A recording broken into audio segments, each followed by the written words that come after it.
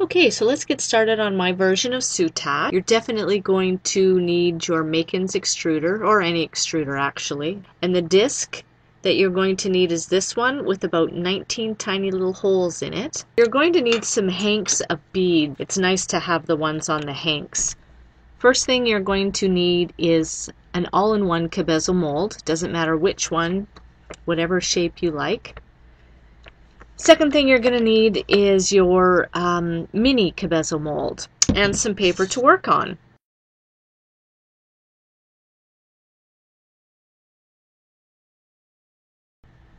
Okay, so let's get started by making some cabochons. You need something with a flat end to use this mold.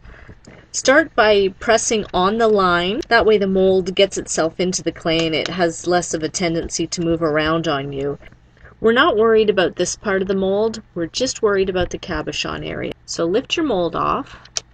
Because we've worked on paper, that makes it easier to cut out.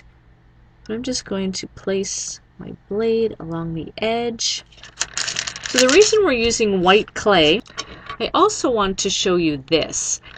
So the reason we're using white clay is because we're going to apply some inks and then some liquid clay later on to get this effect.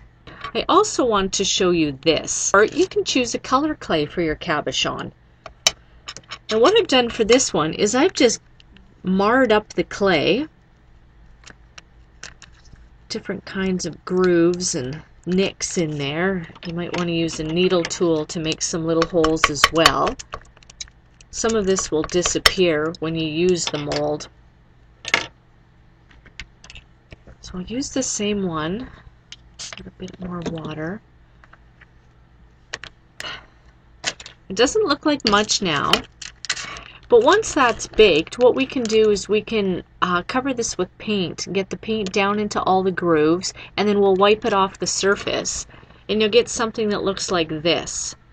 Now for the soutache technique, you really want your cabochons to take a back seat to the soutache. That's why I'm recommending just to have an organic looking cabochon. So let's get these into the oven.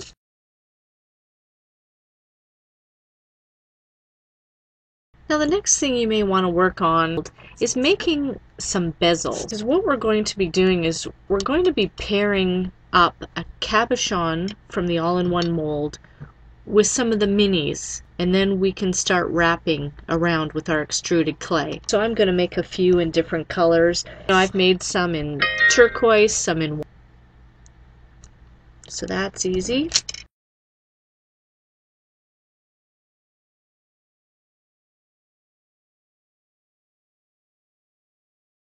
I'm just showing you with yellow clay. For the small cabochons, this might be a nice time to use your faux turquoise or faux amber, some translucent clay with just a little bit of color mixed in. You can gouge this up so that you can put some paint in the crevices.